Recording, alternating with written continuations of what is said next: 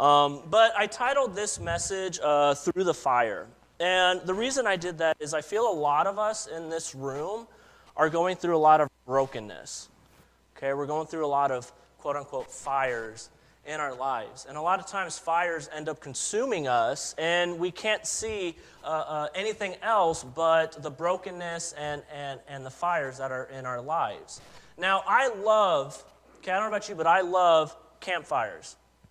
Okay, I love to just sit and just watch a campfire, watch the wood cackle and burn, and it's just a very peaceful. Okay, that is where I get my happiness or my joy from, is just sitting there. And you know, ladies, when you're watching your spouse and they're sitting there looking at the fire, and they have this deep, serious look on their face, okay, and you're just like, oh, he's going to solve world hunger.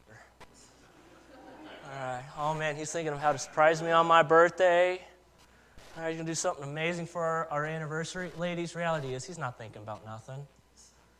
All right? He is so zoned in on the blue flames and the orange flames and the red flames and the yellow flames. He's not going to solve world hunger, and he's probably not even thinking about your birthday. All right? When he's just staring at a fire, okay? I'm just letting you in, all right, to the mind of a guy. Okay, that's what we do. But sometimes fires can be a good thing, and sometimes if it is not contained, fires can overtake, okay, and fires can be devastating. Let's just take the California fire, for example. 153,336 acres burnt, 88 deaths as of Thursday, and 18,733 structures destroyed, with 13,972 of those being homes that were lost. All right, and sometimes the fires that we go through are a good thing.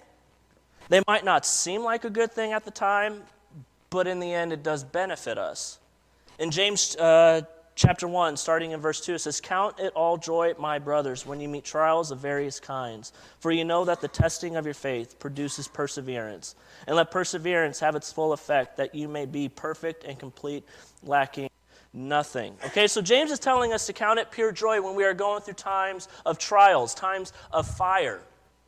All right, I want to use an illustration for you of a blacksmith. Okay, when a blacksmith is working on steel, okay, he'll beat the steel, he'll burn the steel, and then he'll throw the steel in a fire or in a water to cool it off. Okay, and the blacksmith does this so that it takes all of the dirt off of it, it takes the scuffs, the scars, and the impurities off of the steel. And so the blacksmith will do it over and over and over again until he can see the image of himself in that steel. And that is why God allows us to go through fires, because he is burning off the impurities, he is burning off the dirt, so he can so his image can be seen in you. But what happens when the fire seems to overtake us and we can't seem to find joy in the midst of the fires? Okay, we are going to go through fires. Some are good, some are bad. Whether they're good or bad, we don't like them. Okay, I never met a single person that loves going through the fires of life. Okay, I just don't hear people, "Oh, God has put me through this. It's so amazing." Yeah, I haven't heard that. But these fires are inevitable. The fires are going to happen. Fires will come into our lives, and if we allow it, it can either destroy us or it can purify us. If you would, let's go to the Lord in prayer real quick. Dear gracious Heavenly Father, I just thank you so much for your love. God, I thank you for your joy. And God, even though it is hard to say, God, thank you for putting us or allowing us to go through fires.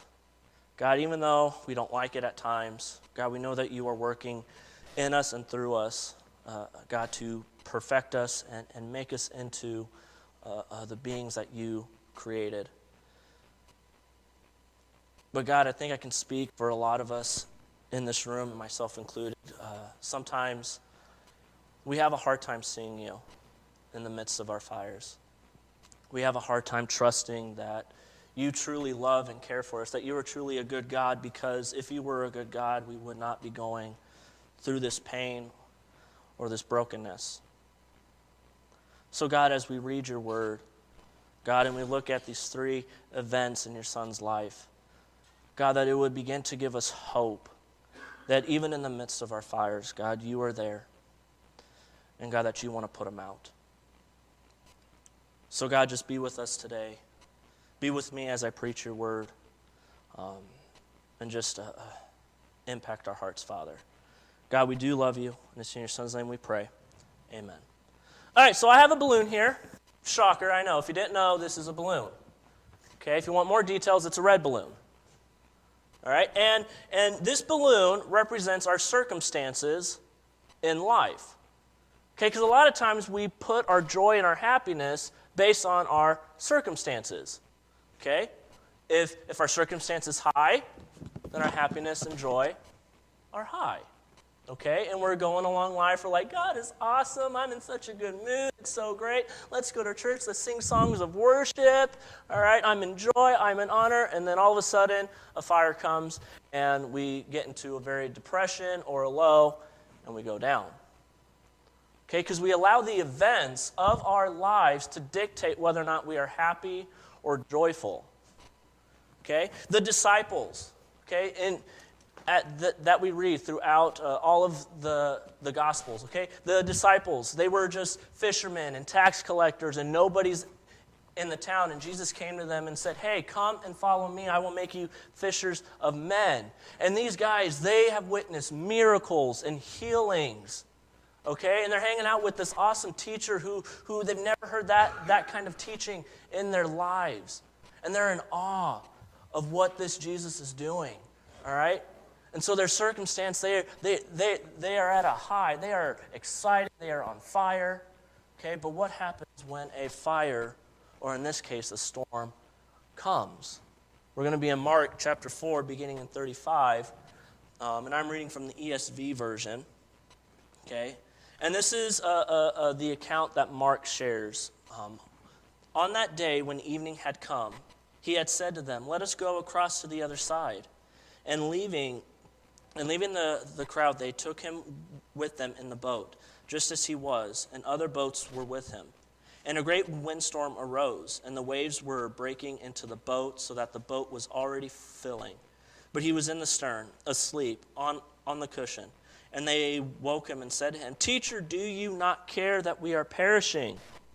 And he awoke and rebuked the wind, and said to the sea, Peace, be still. And the wind ceased, and there was a great calm. He said to them, why are you so afraid? Have you still no faith? And they were filled with great fear, and said to one another, who then is this that even the wind and the sea obey him? All right? So many times we can read this story, and we can just glance through and say, oh, that was a nice story. But do you see how amazing this story truly is? How much it shows the power of Christ, that he has a dominion and power over all of the storms? All right? We just read this story and say, oh, that's nice. But like the disciples, they had great fear, and they were filled with awe and amazement. Okay, they've never seen something like this before. All right? And they've seen all the miracles and the healings. But then when a storm came, all right, what happened? They became fearful. Their circumstance has changed. So now they're freaking out. I mean, I get seasick, okay? So yes, I would be freaking out if the boat is rocking and waves are coming up and I just don't know what's going to happen, all right? But then Jesus here says, all right, well, first they ask, Teacher, do you not care that we are perishing? My question for you is, how many times have we asked Christ that question? When our current circumstances are so low and we're so lost and we're so broken, we cry out to God, God, don't you even care? Don't you even care that my life is falling apart? But then Jesus says right here, all right, why are you so afraid? Have you still no faith? Now, we can make fun of the disciples all we want and be like, oh, I would never have the faith like the disciples. I trust Jesus through everything. Yeah, bull honky on that. All right? We, a lot of the times, are the disciples. Okay? We put all of our joy and our happiness in our circumstances. All right? But the problem with that is it doesn't stand up. Circumstances are not the foundation that we should put our joy and our happiness. Our circumstances are not going to fix our brokenness. Just because your life is going good for a few months does not mean your brokenness is fixed. Because you do not place your hope on the current circumstances of your life. You place it on Jesus Christ. And that is the standard that Christ is calling his disciples to. All right? The disciples were putting their joy, their safety, okay, all on their circumstances. Okay, but then the storm came or the fire came and they freaked out. And what is Jesus doing? Jesus is sleeping. How can he sleep during that? I have no idea. Okay? It must be a Son of God thing. But he's sleeping. All right? And Jesus wakes up and he says, be calm, and the storm stops. All right? How amazing would that be to witness? How amazing just to see storms going crazy, and then all of a sudden some man that you have followed for a few months or a year all of a sudden wakes up and says, be still, and it just stops. Ooh, I don't think we'd have any trouble following that guy. I don't think we'd have trouble having faith in that guy. All right, but the disciples did. And a lot of times we hear about Jesus being Mr. Compassionate. This is not, what Jesus says to disciples was not very compassionate. Okay? It was very much kind of like one of those like slaps in the back of the head. Like, really, guys? Do you still not get it? All right, I am the Son of God. Okay, I'm not going to let myself die, including I'm not going to let you guys die on this boat. All right? Do you guys not yet know who I am? Do you not know that I am the promised Messiah? Do you guys still not get it? And like I said before, we can make fun of the disciples and laugh at their lack of faith. All right? But like I said, we ask the very same questions that the disciples have asked, especially when we're going through tough times, especially when we're not content with our circumstances. All right, Paul is a great example of this, where he was in prison for preaching the gospel. Okay, and Paul is sitting in jail, and he's writing to the church in Philippi, and he's saying, I have so much joy, guys. All right, I'm in shackles for the gospel, but life is awesome. All right, my God is still in control. The gospel is still being preached. I'm under house arrest, but things are going awesome. I'm joyful. How can Paul have that kind of joy? Because he puts his hope and faith on Jesus, not on his circumstances. And that is what Jesus is trying to teach the disciples here. He's trying to teach them, you do not have to be afraid because I am here. You do not have to worry because I am here. And Jesus is saying that very same thing to us. Because we can read and say that's easy for the disciples to have faith. They had Jesus there. Okay? But the fact is, we are told in this book that we have a better advantage than the disciples do. Why? Because we know how it ends. We know that Jesus has already gone to the cross. We know that Jesus has died on that cross. We know Jesus has already raised from the grave and has defeated death and sin. See, the disciples haven't experienced that yet. And yes, even though Jesus is there with them physically, he is with us spiritually in the form of his Holy Spirit. All right, and we have that Spirit in us every single day, every second of the day. So we have a greater advantage than the disciples do. Isn't that amazing? Isn't that just awesome? So then why do we fear? Why do we allow our worries and our anxieties to cause fires in our lives? Francis Chan, in his Bible study of Mark, he says this, I do not have to be afraid of anything because I have faith that he is here with me. Now, this is one of those Francis Chan punches in the faces, okay? If you still have fears in your life, then you do not really believe that Jesus is here. Yeah, that is an ouch moment. If we truly believe, and guys, transparency. I struggle with fear, okay? I struggle with worry, okay? I am my mother's child, okay? We worry. But it is so true. If we have fear and we let that fear consume us, then we don't truly believe the Jesus that we read in this book. We don't truly believe that he has defeated death, that he has defeated sin, that he is with us through our fires. All right, and Jesus is with us in the fire. Okay, and I'm kind of reminded of Shadrach, Meshach, and Abednego. All right, we all know that story from Daniel chapter 6. Okay, where King Nebuchadnezzar builds this huge golden statue. All right, and the decree is, okay, when you hear the sound of the trumpet, you all must bow down to this golden idol. All right, and if you don't, I will kill you. I will throw you in the furnace, and you will surely die. So, hey, listen up, people. At the sound of that horn, you best do it, or I'm going to kill you. All right, but Shadrach, Meshach, and Abednego were like, no thanks.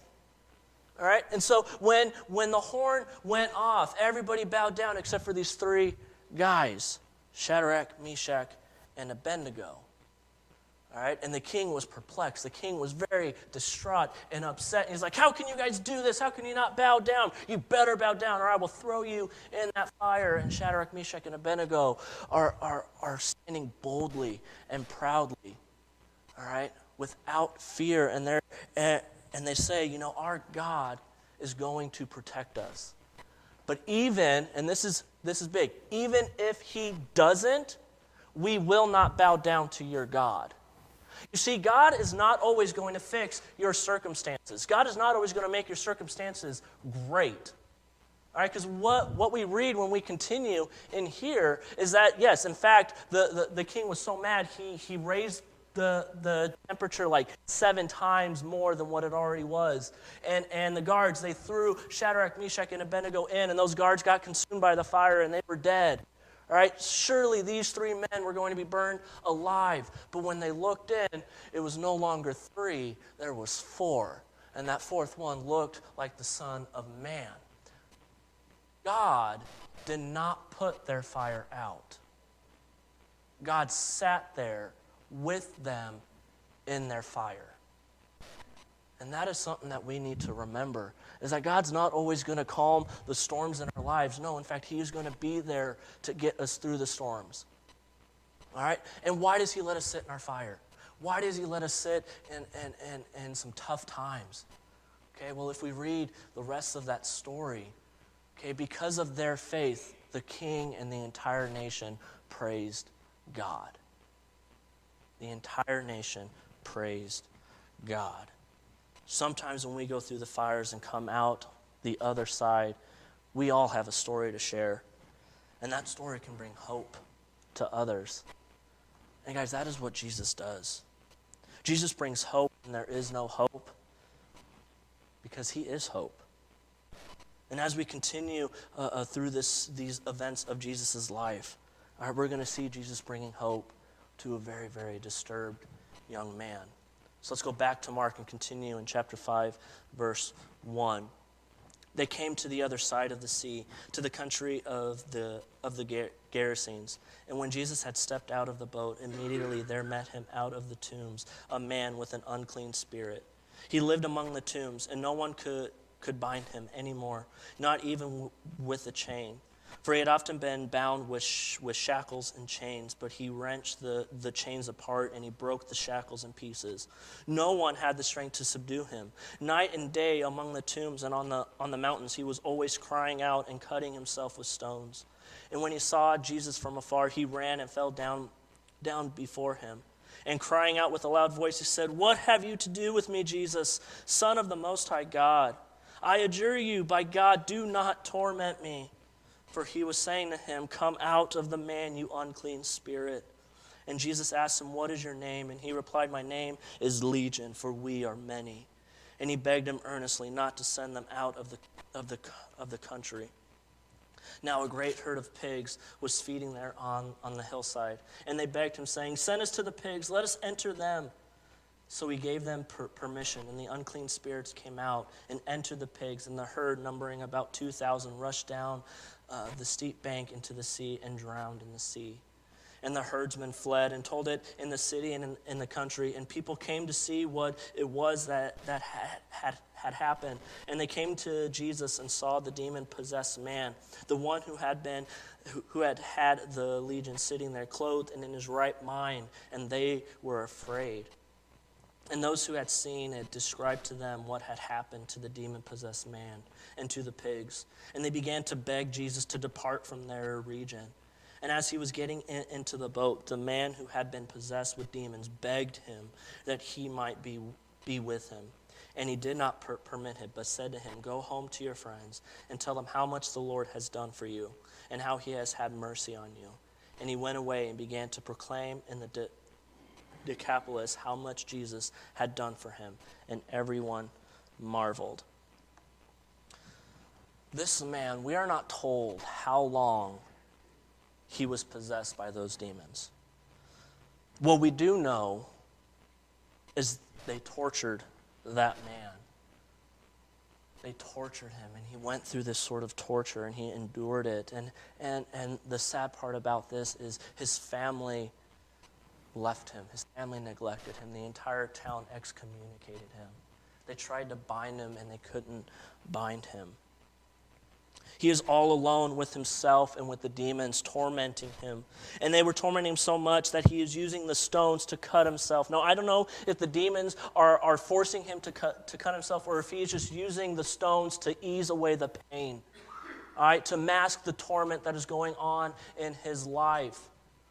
All right? Anything has got to be better than this. And so he's cutting himself, trying to drown it, trying to numb it. And it doesn't seem to work. He is still tormented day and night. He is alone. He is hurting. He is broken. He is going through some literal hellfire right now. But then a little glimpse of hope he sees from afar, and it is Jesus, the Son of God, arriving to his shore, and he runs to him, and what it tells us is he goes on his knees and he bows down before Jesus, all right? And the demons plead with Jesus, "Do not kill us, all right? Do not destroy us, but just send us out." Okay, even the demons believe and they shudder at the sight of Jesus. All right, they ask Jesus for permission, and Jesus grants it, and they obey him. Let's focus on that a little bit, guys. All right, the demons ask Jesus for permission, and when Jesus tells them, "Go to those pigs," they listen. If Jesus has that kind of power to tell demons what to do and they listen, imagine the demons that you can fix in your life. Imagine the struggles that you are going through. Imagine the temptations that are consuming your entire life. Imagine the literal fire that is just consuming you. If Jesus has this kind of power to tell demons what to do and they listen, if we have faith, all right, and before these stories, we read about Jesus telling them to have faith of a mustard seed. Just a little bit of faith will move mountains. Just a little bit of faith will take your demons away. And so Jesus sent the herds, and it's kind of a hysterical sight. Okay, imagine being the villagers, and you're just minding your own business, and all of a sudden 2,000 pigs, okay, a herd of pigs just kind of run and drown themselves. Okay, that's going to get your attention. Okay, one, because your entire money, your economic system has just drowned itself and destroyed itself. That's going to make you, what is going on? And so the village, they run over, and then they witness, and they see that the man that they couldn't even shackle, that they couldn't even bind, that they've excommunicated, is sitting there in his right mind. He's just, what's up, guys? How you guys doing? All right, and they're like, what? And they were afraid. And then they tell Jesus, they beg Jesus, leave. Hey, we don't want you here. Please leave. Why would they say that? Why would they beg Jesus, the guy who just helped this man, why would they beg Jesus to leave? And I think the biggest reason is because they did not want their lives interrupted. They did not want their lives interrupted. And so many times, guys, we do not like it when Jesus interrupts our lives. All right? We are content with living this life up until Jesus returns or takes me home. Okay? I will just stay in this. Do not interrupt it. Don't change it. I got used to it. Okay, I've gotten used to this fire, so just, let's chill for a second. I have to go to work. I hate my job. All right, but God, don't interrupt me because I have a good paycheck. Okay? I have a lot of money, so my kids are fed, and we have a house over our heads. Okay? We're good. Don't rock the boat, Jesus. But Jesus has no problem interrupting our lives. All right? Let's take Paul, for example. Paul was a Jew who was going around persecuting Christians. All right, and on his way to Damascus, okay, Jesus interrupts Paul's life. All right, just appears and says to Paul, or Saul, hasn't changed his name yet, Saul, why are you persecuting me? And if we know the story and we remember, okay, Jesus sends Paul to this guy, Ananias, and Ananias takes the blinders off of him, and he gets baptized. And then we read about how Paul became one of the apostles. Okay? If Jesus didn't interrupt Paul's life, we would not have around 13 letters that we can grow from, that we can learn from. Because Jesus interrupted Paul's life, okay, it is now impacting the church 2,000 years later. Jesus has no problem interrupting your life. Okay, the town has given up on this man that had a demon inside of him. His family has given up on this man. All right? And I can even think, the man has given up on himself, has lost all hope. But then he sees a glimpse of that hope, and that's Jesus. Jesus interrupted the town's life. Jesus interrupted this man's life. All right? And we read about the difference between the town and this man. The town begged Jesus to leave, but this man begged, please let me come with you. Please let me go with you. And Jesus just says, go, come on. It's not what he says. Jesus says, I want you to go and share this. Share your story. And if we read further, we realize that this demon-possessed man, okay, the town of Decapolis, when we read about how they had faith in Jesus, that they knew about Jesus because of what this man shared. Jesus brought hope to this man. Jesus brought hope to us. All right, and Jesus brings hope in our fires.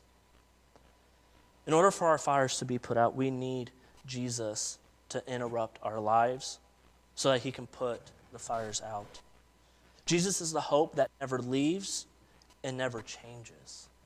Much like our circumstances change, Jesus never changes. And that is the hope that we put our foundation in. So do you have the faith of the demon-possessed man or the faith of the village? And don't always assume you have the faith of this man. Don't always assume you have the faith of this man. As we continue on reading, in this last a story that we read, I have no idea what time it is. Bill's very conscientious about your time. I'm not. So, not even going to apologize. All right, if we pick up in verse 21. And when Jesus had crossed again in the boat to the other side, a great crowd gathered about him, and he was beside the sea. Then came one of the rulers of the synagogue, Jairus by name, and seeing him, he fell at his feet and implored him earnestly, saying, "My little daughter is at the point of death. Come and lay your hands on her so that she may be made well and live." And he went with him. And a great crowd followed him and thronged about him. And there was a woman who had a discharge of blood for 12 years, and who had suffered much under many physicians, and had spent all that she had, and was no better, but rather grew worse. She had heard the reports about Jesus, and came up behind him in the crowd and touched his garment. For she said, "If I touch even his garments, I will be made well." And immediately the flow of blood dried up, and she felt in her body that she was healed of her disease. And Jesus, perceiving in himself that power had gone out from him, immediately turned about in the crowd and said, "Who touched my garments?" And his disciples said to him, "You see the crowd pressing around you, and yet you say, 'Who touched me?'"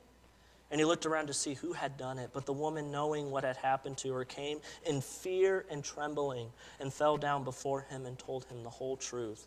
And he said to her, "Daughter, your faith has made you well.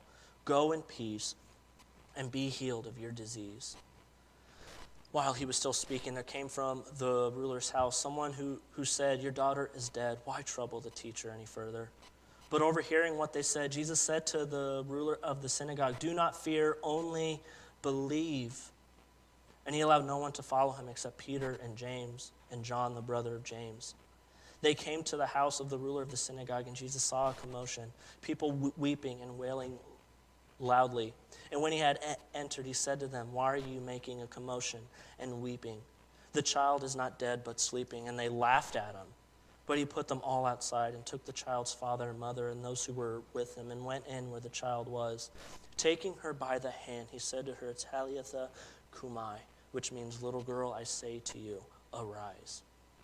And immediately the girl got up and began walking, for she was 12 years of age. And they were immediately overcome with amazement, and he strictly charged them that no one should know this, and told them to give her something to eat.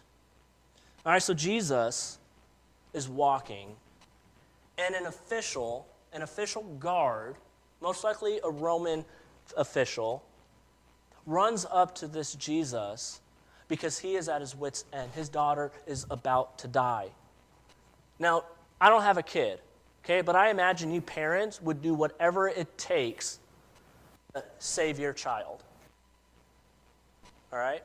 And this man, whether or not he believed in Jesus or not, all right, he's heard enough of the stories that Jesus has done that, hey, I got to try something. This is my baby girl.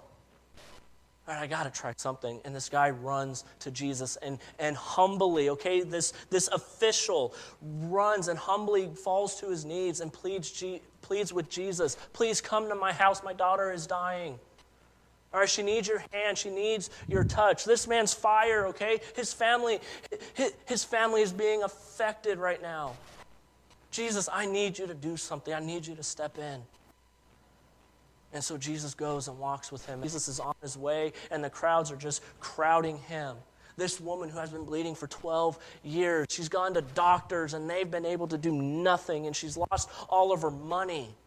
All right, and she's at her wit's end, and the amazing thing about this woman is she just pushes through all of the crowd. She pushes through the people. She doesn't care about the pain. She doesn't care how people are going to view her. She just pushes through because she just needs to get a glimpse. She just needs to touch Jesus because she knows if I just touch him, I will be healed.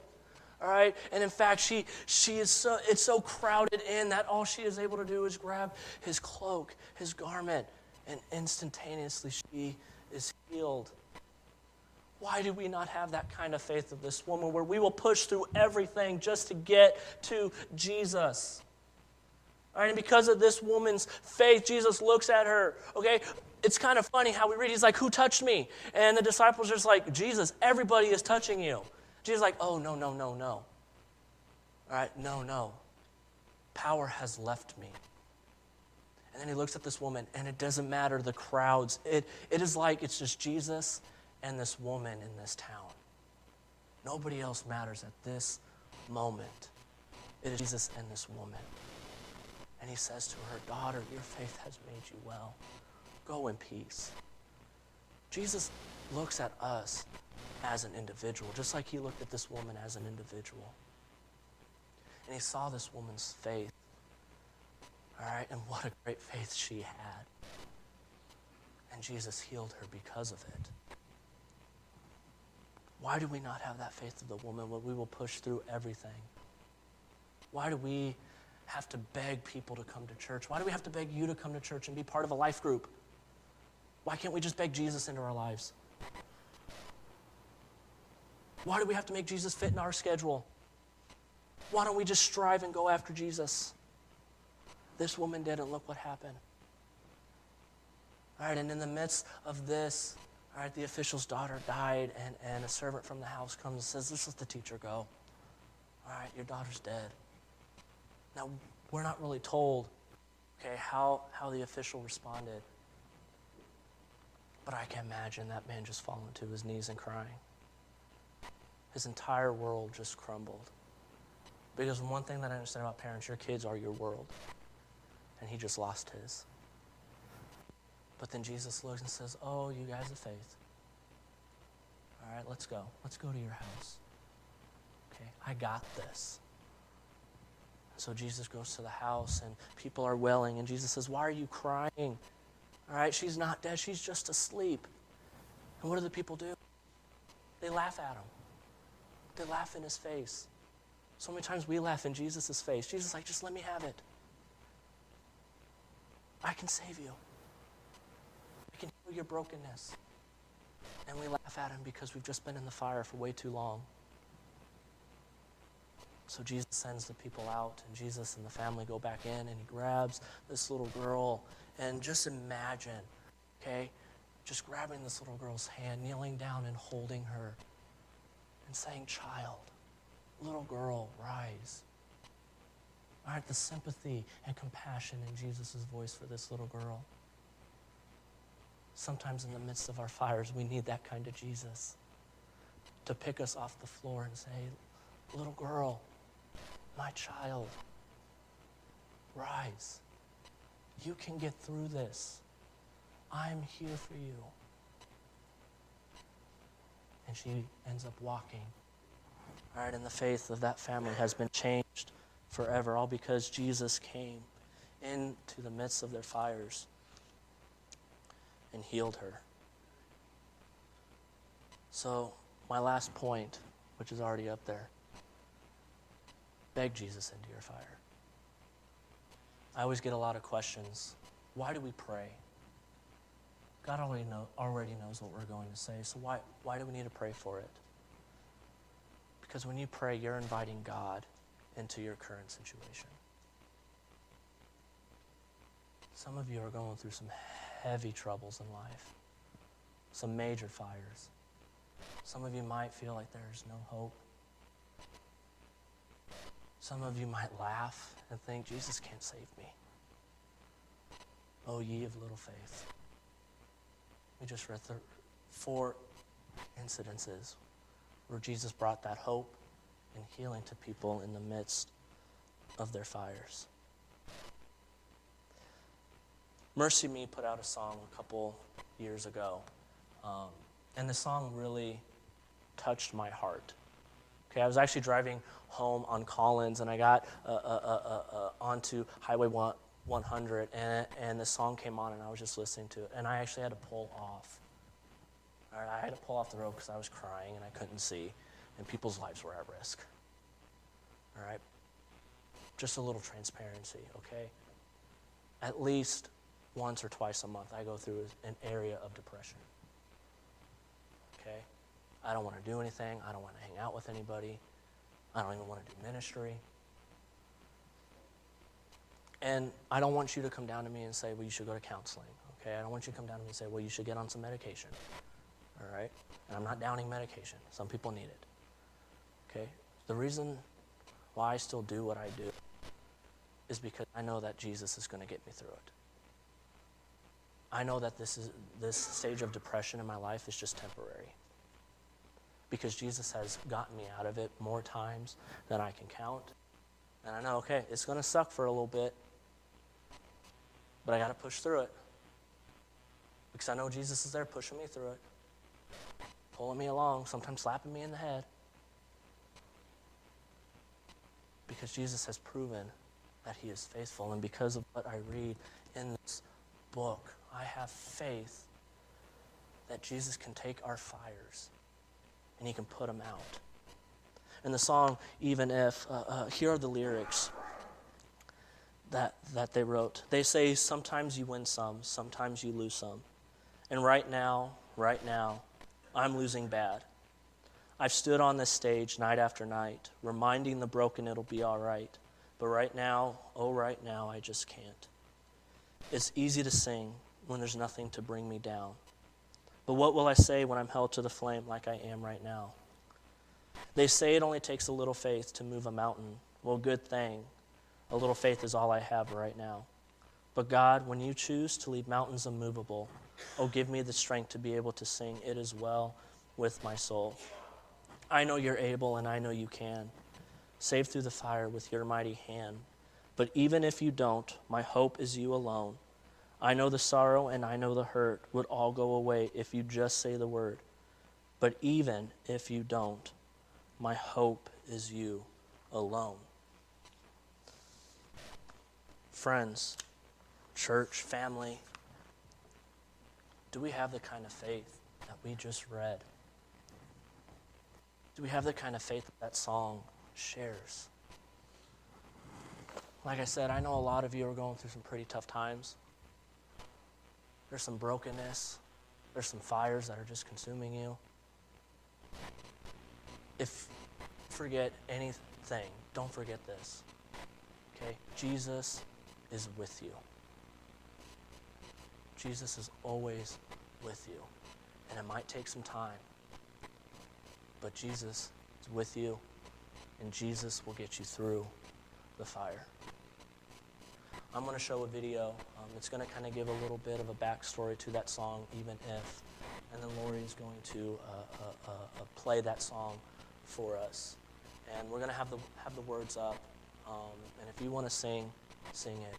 If you just want to read the words and listen to her sing and meditate on it, okay, do that. If you need prayer, okay, I'm not even saying it, like, if you want to come up and put your life in the arms of Jesus for your first time and get baptized, let's do it. But if you just need someone to just pray for you, all right, come up and I will be more than happy to pray with you.